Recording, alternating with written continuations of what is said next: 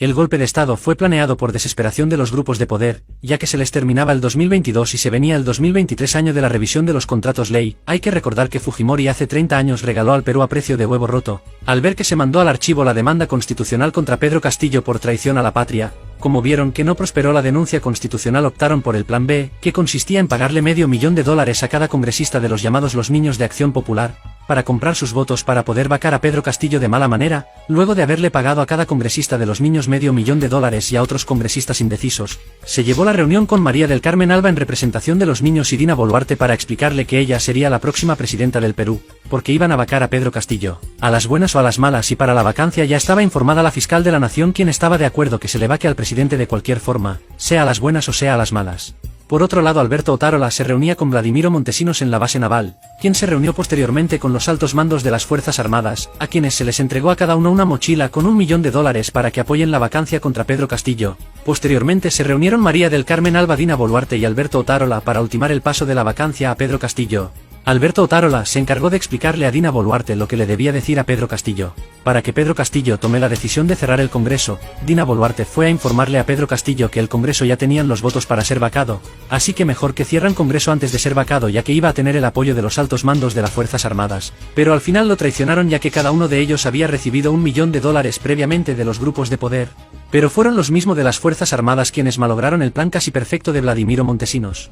Al detener a Pedro Castillo sin una orden judicial, faltando a la Constitución peruana y a la Convención Americana, precisamente al numeral 2 del artículo 32 de la Convención, ya que el presidente Pedro Castillo no había sido sentenciado por ningún juez y no podía ser detenido sin una sentencia previa, porque no existía ningún documento firmado por el presidente Pedro Castillo que lo relacione a la disolución del Congreso. Lo que hizo las Fuerzas Armadas y la fiscal de la nación, conjuntamente con los grupos de poder, es secuestrar al presidente y pagarle a la prensa peruana 1.800 millones de soles para silenciar el secuestro.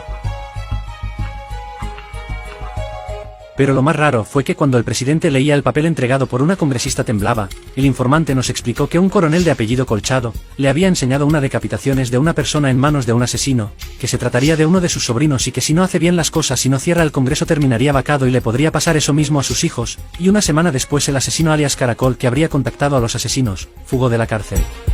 Luego de obligar y presionar al presidente a leer el papel que disolvía el Congreso, aquí empezó los errores de los vacadores. Se olvidaron hacerle firmar el documento que disolvía el Congreso. Ese fue el primer error. Sin estar enterados de que el presidente no había firmado el documento que disolvía el Congreso, le tocaba a los congresistas de Fuerza Popular, Renovación Popular, Avanza País, Acción Popular, Alianza para el Progreso y los no agrupados, todos ellos pagados por los grupos de poder. Pero se apresuraron a la vacancia y cometieron otro grave error. Se olvidaron de escribir la moción de vacancia al presidente Pedro Castillo por haber disuelto el Congreso inconstitucionalmente y hacerla firmar por 26 congresistas y llevarla a debate según lo establecido. Y si no hay debate no hay vacancia, que era lo fundamental para el proceso de vacancia. Ese error dejó sin efecto la vacancia.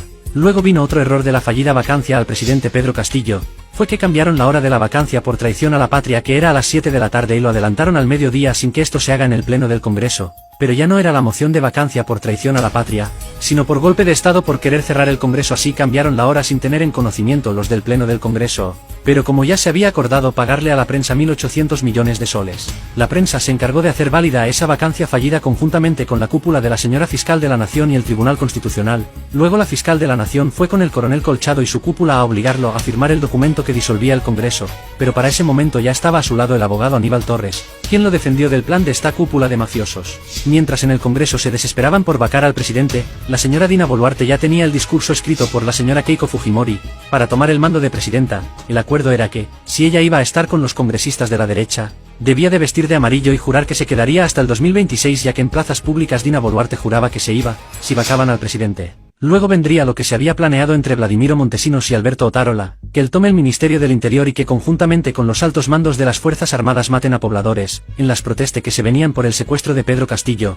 y luego de matar a los pobladores obliguen a que no renuncie Dina Boluarte, ya que si renuncia sería procesada por crímenes de lesa humanidad. Esto fue dándose tal como se venía planeando. Los altos mandos de las Fuerzas Armadas firmaron un documento donde decían que Dina Boluarte había dado las órdenes de matar a los protestantes. En ese momento Dina Boluarte, al leer la denuncia que iban a hacer las congresistas fujimoristas si renunciaba. Sufrió un pequeño desmayo en el despacho. Ahí fue donde Alberto Otárola sigue con el plan y le dice: Pome de Premier que yo me responsabilizo, que en 10 días si la gente no deja de protestar renunciamos y nos vamos. Pero Otárola y los altos mandos de las Fuerzas Armadas continuaron con las matanzas a los pobladores. Entonces Dina Boluarte por segunda vez le dice que va a renunciar, y Otárola le vuelve a repetir que si renuncia se friega sola, que moriría en la cárcel ya que los delitos de lesa humanidad no son penas menores de 25 años, al extremo de tener tantos muertos lo que le tocaría es cadena perpetua ya que los altos mandos de las Fuerzas Armadas han firmado que es orden directa de la Presidenta de la República, matar a los protestantes. Así que piensa antes de renunciar, o estás con nosotros o te friegas sola.